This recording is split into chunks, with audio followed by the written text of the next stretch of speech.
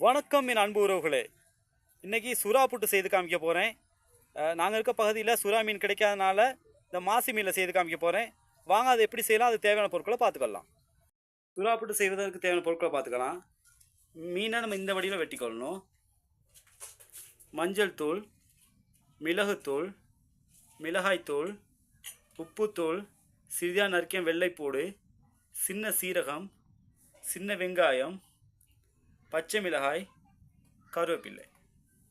மீனில் கொஞ்சமாக தண்ணி வச்சு மீனை அடுக்கி நம்ம ஒரு சிறிதாக அவிச்சு எடுத்துக்கொள்வோம். சிலர் தண்ணீருக்கு மீனை போட்டு தண்ணியில் அவிச்சு எடுப்பாங்க. நம்ம இதை இப்படி ஸ்டீமில் அவித்து எடுத்துக்கொள்வோம். நல்லா ஸ்டீம் பண்ணி எடுத்துட்டோம்.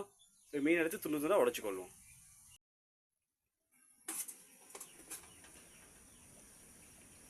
அவித்து எடுத்த மீனை முள் இல்லாமல் இப்படி சிறிய சிறிய துண்டுதாக உடைச்சி போட்டுக்கொள்ளணும். இந்த அளவு முள் இல்லாமல் நன்றாக சிறிதாக உடைச்சிக்கொள்ளணும். இந்த முள்ளை தனியாக சுத்தம் பண்ணி வச்சுக்கொள்ளணும். நம்ம பால் சுறா மீனில் செய்தோம்னு சொன்னால் முள் குறைவாக இருக்கும். அப்போ அந்த பால் சுறா மீன் இல்லாத காரணத்தினால நம்ம மாசி மீனில் இந்த ரெசிபி உங்களுக்கு செய்து காமிக்கிறோம். ஒரு பாத்திரத்தில் எண்ணெய் சேர்த்துட்டு சின்ன சீரகம் சேர்த்துக்கொள்வோம். நறுக்கிய சின்ன வெங்காயத்தை சேர்த்துக்கொள்வோம். நறுக்கிய பச்சை மிளகாய், சிறிதாக நறுக்கிய வெள்ளைப்பூடு, இதனுடன் கருவேப்பிலை தலை போட்டு நன்றாக வதக்கிக்கொள்ளும்.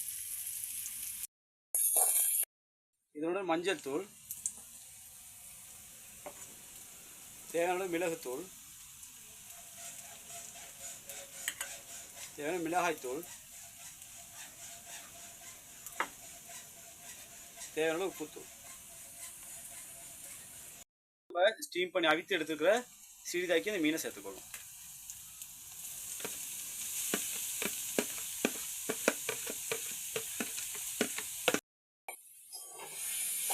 நன்றாக கிளறி கொள்வோம்.